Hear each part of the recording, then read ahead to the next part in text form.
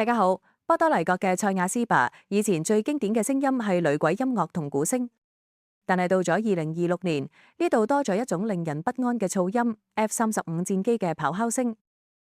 點解一座喺2004年已經關閉咗嘅海軍基地羅斯福路 Roosevelt Roads 會喺短短幾個月內突然復活呢？點解波多黎各會由一個旅遊天堂變成美國對整個西半球投射武力嘅核心呢？今日我哋要拆解特朗普螳螂主義背後嘅3個原因。首先，我哋要問點解係波多黎各呢？答案就係距離同主權。波多黎各距離委內瑞拉首都加拉加斯只有800公里。呢度唔單止係美國嘅領土，唔需要擔心外交麻煩，更加係一個天然嘅大型航母。以前美國喺拉美地區得2000幾個兵，而家單喺波多黎各同美屬維京群島就駐紮咗超過15000名士兵，幾十架 F-35、AC-130空中炮艇，甚至連全球最強嘅福特號航空母艦都停喺度。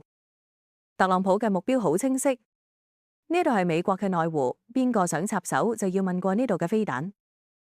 點解美軍要喺加勒比海瘋狂打擊毒梟小船呢？自9月以嚟，美軍已經發動咗20幾次空襲，打死咗幾十人。雖然國防部話係緝毒，但實際上海上嘅殺戮只係序幕。真實嘅原因係美國要透過反毒名義建立一套全天候嘅軍事監控同打擊體系。呢一種做法係要話俾全球競爭對手聽，喺我哋呢度邊個都唔准控制任何領土或者資產。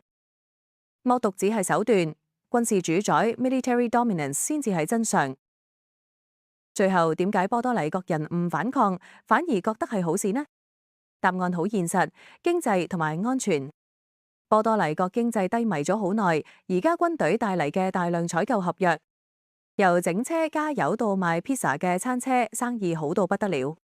當地右翼總督甚至覺得呢係安全加投資嘅雙贏方案。